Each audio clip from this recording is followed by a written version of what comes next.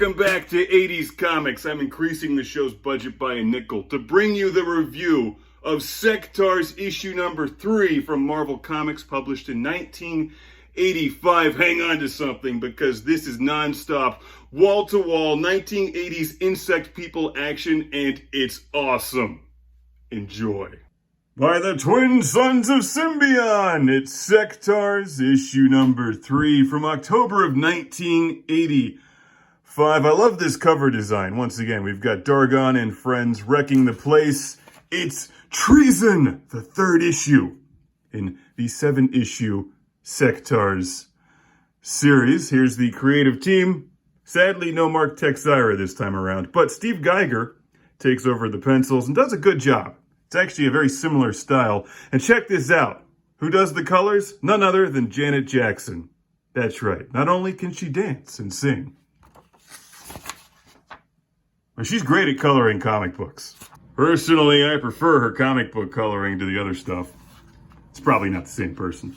So, what's going on here in Treason? Well, you may have noticed that Regent Galkin, who's Dargon's uncle, right? Dargon's uncle. Dargon's father's missing. He's the king. Regent Galkin's in command. But Dargon and Pinsor are kidnapping Regent Galkin. They're committing treason.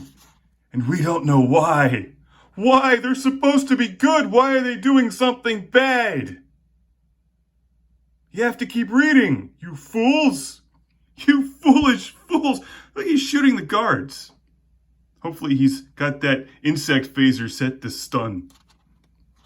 Otherwise it really would be evil. They literally haul him off into this dungeon where Mantis performs some kind of arcane rites, some magic, launches these crystal shards into the atmosphere, which then bounce the images of Symbion back into his brain. So it's kind of like Instagram from the 80s, and way cooler.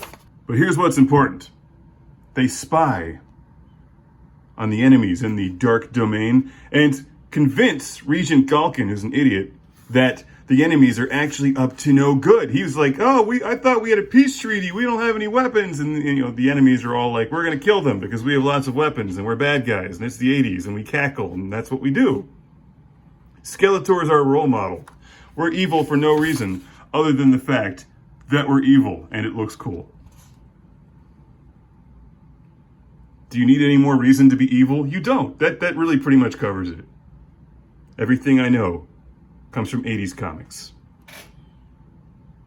and 70s TV shows. To summarize this entire issue, which is one gigantic action scene, Dargon and friends have to convince the public that they're traitors, and Regent Galkin knows that they're assuming the role of outlaws for sake of us all, diverting attention or something. And they're actually not entirely clear why they do this. The writing's a little bit weaker in this issue than the other ones, but still a lot of fun. Zack tries to shoot him, but then realizes who they are. He joins their merry band of outlaws, as does Stellara.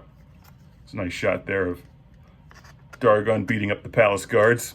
They make sure to also spend some time introducing or clarifying who all of the insectoids are, so that you run out to Toys R Us and buy the insectoid figures in addition to the Sectaurs figures. So we've got Dragonflyer, we've got Battle Beetle, Rapplor, and Bitar.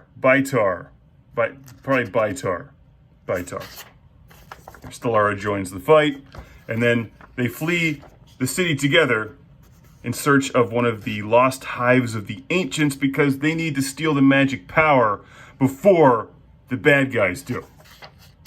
Here we have, I keep calling him Spidrax, but I'm pretty sure it's Spydrax. I think they should have spelled his name with a Y. It would have been cooler if they did. And there's his sister. What's her name? Scorpia. It's Scorpia. Get it? Like a scorpion?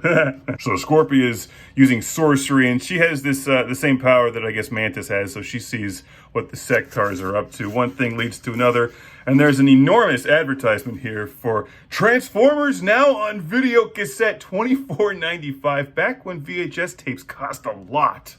As they're making their way through this putrid swamp, the Sectaurs, the good Sectaurs, encounter some of the bad Sectaurs. Like this guy here whose name is Skeeto. Get it? Skeeto the Sly One. Then this creature called Parafly sweeps in from out of nowhere and apparently gives him the power to see in the dark. I guess by issue 3 they thought they could sell you on anything. So now Dargon can see in the dark.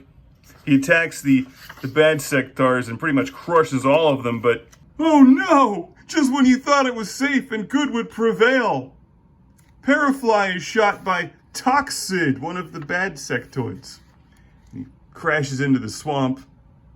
Dargon yells, "Parafly, my friend, I've known you for like 15 seconds tops, but we're buddies." Dargon makes friends quickly. He's a likable guy. He'd be more likable if he had a mullet. Oddly enough, despite the awkward character designs and silly names, Dargon does come out of this issue being quite likable. He kicks some serious ass. In the end, Parafly is invited to join their quest, but declines. Because Parafly has better things to do than continue their quest for the lost hive of the ancients.